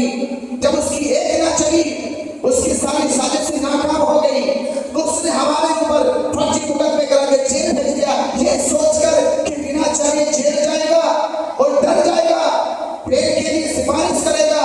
हमने कहा जेल छोड़िए 10 दिन की, 10 महीने की रखो, पर महाबोधि महाविहार मुक्ति का आंदोलन बाहर या अंदर ये चलता रहेगा, ये चलता रहेगा। और जेल में जाने के बाद भी एक चीज मुझे और सीखने को मिली। हम जब बोधगया में घूमते थे, बिहार में घूमते थे, तो हम कहते थे कि मुझे मेरे समाज के लोग यहाँ नजर नहीं आते। बोधगया में समाज के लोग नजर नहीं आते, समाज के जिम्मेदार लोग नजर नहीं आते। तो जिनको मैं बाहर ढूंढता था, जब जेल चला गया तो पता चला वो जो जिम्मेदार लोग थे, जो समाज के लोग थे, उन सबको फर्जी मुकदमे लगा के जेल में अंदर कर रखा था। पर जिनको बाहर ढूंढ रहे थे वो अंदर भी नहीं जाते। तो हमने अंदर ही 150-200 लोगों को तैयार करा और उनसे विश्वास लिया, उनसे कसमें खिलवाई कि आप जब बाहर निकलोगे तो महाबोधि महाविहार के आंदोलन में कंधे से कंधा मिलाकर साथ चलना होगा, क्योंकि यह विरासत तुम्हारी जन्मभूमि पे है, बिहारों की जन्मभूमि पे है। तो हमसे पहले तुम्हारा कर्तव्य बनता है कि महाबोधि महाविहार को मुक्त कराया जाए। उन लोगों ने वादा किया कि वो ऐसा ही करेंगे। तो जेल से निकलने के बाद हमने कहा था कि जालिमों दुश्मनों, तुमने धरना खत्म किया है, केवल धरना खत्म किया है, पर बुद्धिस्टों का आंदोलन खत्म नहीं हुआ है। बुद्धिस्टों का आंदोलन देश में जारी है और जिंदा है। अब ये आंदोलन अपनी तीव्र गति से चलेगा और आने वाली 12 फरवरी 2026 तक हम लोग कसम खाते हैं कि भारत के बुद्धिस्ट अम्बेडकरवादी बहुजनों को जागरूक करके 12 फरवरी तक 12 लाख नहीं 12 करोड़ इकट्ठा करने का काम करेंगे। ये बात मैं आपके सामने इसलिए लग रहा हूं कि इस जंग को जीतने के, इस लड़ाई को जीतने के लिए हम सब लोगों का एकजुट होना जरूरी है।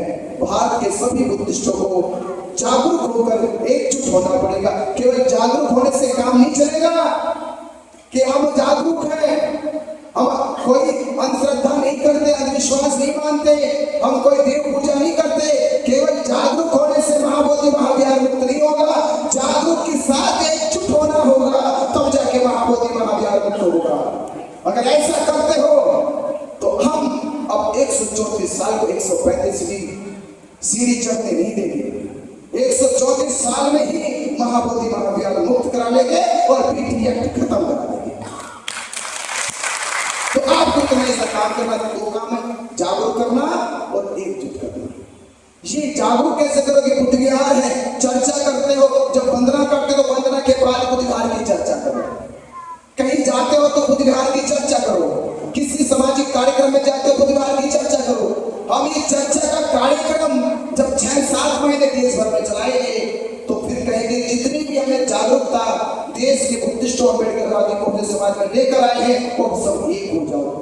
अब वो वक्त आ गया है जब हम ये कहेंगे कि जब सुप्रीम कोर्ट ने हिंदुओं को इस आधार पर फैसला दिया कि साक्ष्य नहीं मिले राम होने के, अवशेष नहीं मिले राम होने के, सबूत नहीं मिले राम होने के, फिर भी सुप्रीम कोर्ट ने राम मंदिर के पक्ष में फैसला दिया। क्यों दिया? क्योंकि सुप्रीम कोर्ट के जज कहते थे कि राम मेरे ख्वाब में आते थे और कहते थे कि भाई ये मंदिर केवल मंदिर नहीं है, ये मंदिर भारत के करोड़ों हिंदुओं की आस्था का मंदिर है। तो जज साहब कहते हैं कि ठीक है राम जी, जैसा आप कहते हैं वैसा ही फैसला सुना दूंगा। तो सुप्रीम कोर्ट के जज ने फैसला इसी आधार पे सुनाया कि ये मामला केवल मंदिर का नहीं है, ये मामला भारत के करोड़ों हिंदुओं की आस्था का है। तो फिर जब हम करोड़ों लोग इकट्ठे हो जाएंगे तो सुप्रीम कोर्ट से कहेंगे कि सुप्रीम कोर्ट आप भी ये फैसला दोबारा फिर सुनाओ कि ये मामला केवल गुजरात सरकार के बीच का नहीं है, ये मामला भी भारत के करोड़ों बुद्धिस्टों की आस्था का है। इसे फिर से दोहराओ, फिर से कलम चलाओ। तो हमारा ये जो लड़ाई है अब हम नजदीक पहुंच गए हैं। ये तो सरकार करेगी मुक्त या फिर सुप्रीम कोर्ट करेंगे। अगर दोनों ही नहीं करेंगे तो हम एकजुट होकर अपने आप मुक्त करा लेंगे। इसे हमें मुक्त कराना भी बनता है क्योंकि बाबा साहब अम्बेडकर ने हमें संविधान की ताकत दी है। इस संविधान की ताकत से हम महाबोधि महाविहार मुक्त जरूर कराएंगे। तो आपने मेरी बात को ध्यानपूर्वक सुना, शांति से सुना और जोश और उम्मीद के साथ आप लोग यहाँ काफी देर से बैठे रहे। हम लोग यही कहकर आगे बढ़ेंगे कि हम ये लड़ाई अब लड़ने के लिए नहीं बल्कि जीतने के लिए आए। लड़ तो बहुत लंबे समय से रही है, अब लड़ने के लिए नहीं लड़नी, अब जीतने के लिए लड़नी है। आपने मेरी बात को सुना, उसके लिए बहुत बहुत धन्यवाद, बहुत बहुत साधुवाद। नमो बुद्धाय। जय भीम, जय भीम, जय भीम, जय भीम। नमो बुद्धाय। धन्यवाद भंतीजी। ज्या प्रकारे भंतीजींनी आपल्याला सांगितलं की आम्हाला एक होऊन लढायचं आहे, भंते विनाचार्य जी तुम आगे बढ़ो, भंते विनाचार्य जी तुम आगे बढ़ो, भंते विनाचार्य जी तुम आगे बढ़ो। भंते आणि दान द्या, ज्यांना ज्यांना दान द्यायचं असेल त्यांना आपल्या दानाने जे आपलं महाबोधी महाविहार आहे ते मुक्त करण्यासाठी बळ मिळेल। आणि भंते विनाचार्यांनी आपल्याला सांगितलं, त्यांनी बोलून दाखवलं की माझी अमरावती शहरामध्ये डबल यायची इच्छा आहे। तर मैं भंती जी से विनंती करता हूँ कि 25-26 तारीख को नवंबर में हम 2 दिन की राज्य स्तरीय धम्म परिषद रखते हैं।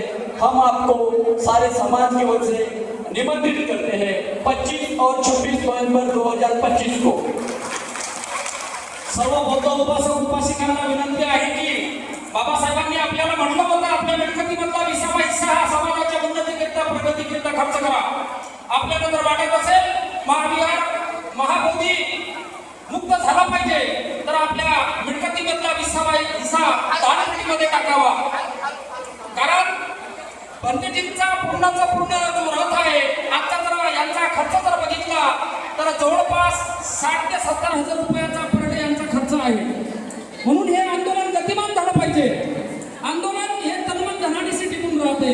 म्हणून बौद्ध उपासक उपासिकांना अशी विनंती आहे की त्यांनी आपल्या मिळकतीमधला 20वा हिस्सा आजच्या या धम्मध्वज यात्रेमध्ये दान करावे। कारण हा वर्षभर सुरू आहे आणि या वर्षामध्ये जर आपण दान जर करत असाल अशा धम्मकार्याला, अशा सामाजिक कार्याला, आपल्या अस्मितेच्या लढ्याला जर दान जर करत आहात तर आपल्याला निश्चितच 21 तऱ्हेच्या पुण्याचा लाभ होतो, हे तेवढंच सत्य आहे। म्हणून जागृत बौद्ध उपासक उपासिका यांनी आपल्या मिळकतीमधला 20वा हिस्सा दानपेटीमध्ये सडाळ हाताने मदत करून दान करावा। कारण हे आंदोलन आपल्याला गतिमान करायचं आहे।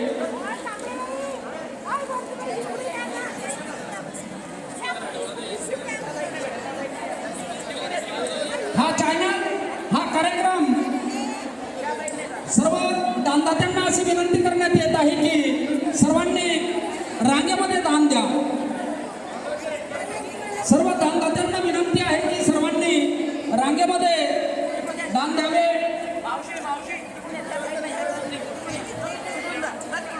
आपण शिस्तप्रिय उपासक उपासिका आहोत. हा जो कार्यक्रम आहे तथागत टीव्हीवर उद्या सकाळी प्रकाशित होणार आहे. तरी सर्व बौद्ध बांधव भगिनी श्रद्धावान बौद्ध उपासक उपासिका यांनी हा कार्यक्रम बघावे. तथागत टीव्ही नाही, टीव्ही चॅनल आहे अमरावतीमध्ये आहे. आपल्या मिळकतीमधला 20वा हिस्सा या वर्षवासाच्या पावन पर्वावर आपल्याला दान परामिता करायची आहे. आपल्याला महाबोधी महाविहार हे मुक्त करायचं आहे. महाबोधी महाविहार हे पंड्यांच्या ताब्यामधून हे बौद्धांच्या ताब्यामध्ये घ्यायचं आहे. हा जो लढा आहे हा लढा खऱ्या अर्थाने धनाने टिकून राहील. म्हणून आपल्या मिळकतीमधला जो 20वा वाटा आहे हा या धम्मध्वज यात्रेला आपण सहकार्य करून प्रोत्साहित करावे. जे दानदाते या धम्मध्वज यात्रेला तनमन धनाने सहकार्य करत आहेत त्यांचं महाकारुणिक तथागत भगवान बुद्धांच्या प्रतापाने जयमंगल हो, जयमंगल हो, जयमंगल हो.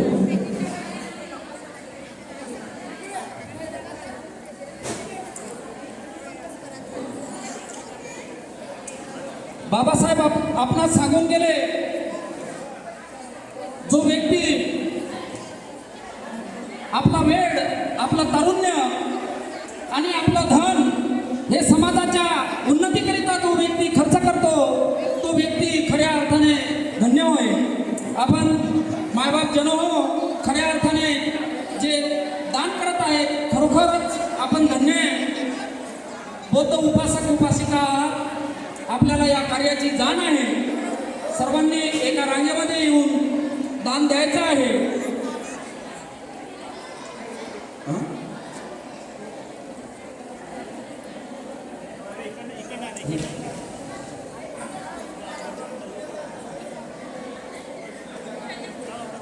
आपल्या धम्मामध्ये दान पारमितेला खूप मोठं महत्त्व आहे आणि बुद्धिस्ट समाज हा देणारा समाज आहे. तो सडळ हाताने प्रत्येक पिढी देत राहतो.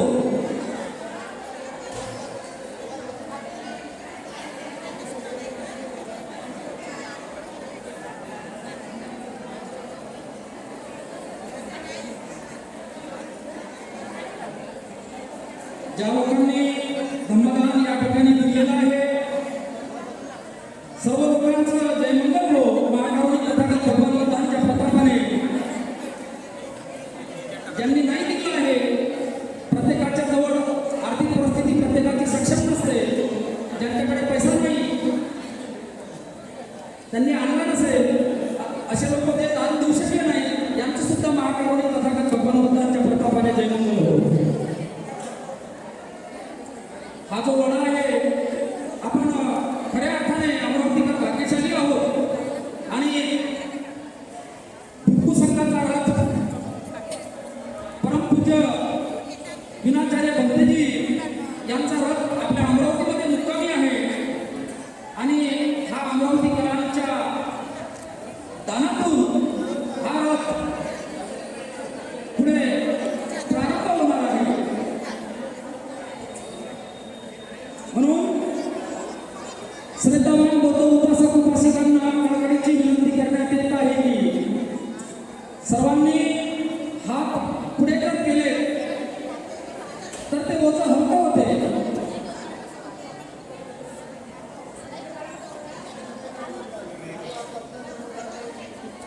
म्हणून तथागत टीव्ही चॅनलवर हा आजचा जो कार्यक्रम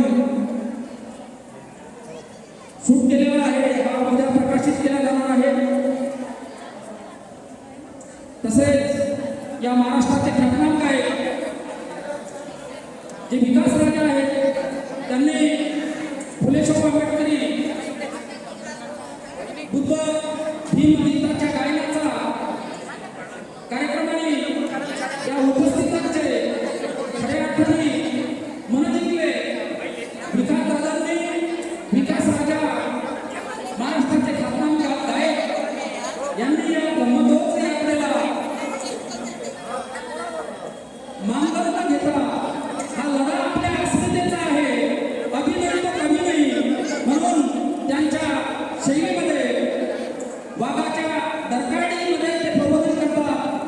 दीक्षाभूमी ते चैत्यभूमीपर्यंत ते निस्वार्थी असं प्रबोधनाचा कार्यक्रम गायनाचा कार्यक्रम त्यांनी या ब्रह्मोत्सव यात्रेला दिलेला आहे. तथागत टीव्ही चॅनलचे अरुण भाऊ वानखडे साहेब आपलं चॅनल किती नंबरवर दिसतं ते उपस्थितांना सांगा.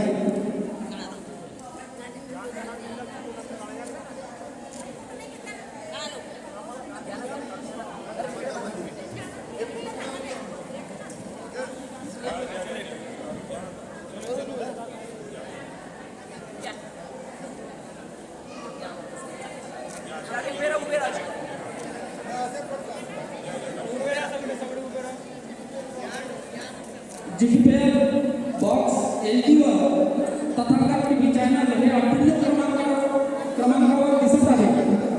करिता उद्याला यूट्यूबवर पण तथागत टीव्ही चॅनल आपण सबस्क्राईब करू शकता.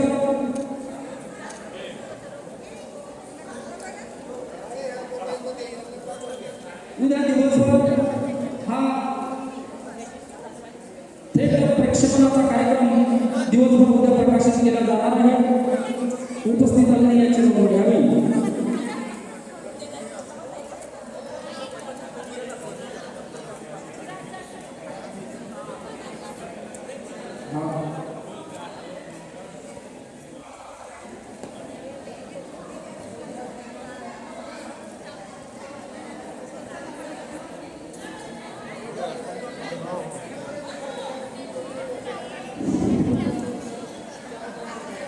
मैं भी विनय सैयद बाबू जी के साथ जो जिस केस में अरेस्ट किया बात है वो उसी केस में 2 नंबर आसामी को मेरा नाम 2 नंबर में थे, लेकिन उस टाइम में बात के साथ नहीं थे इसलिए मुझे अरेस्ट किया नहीं.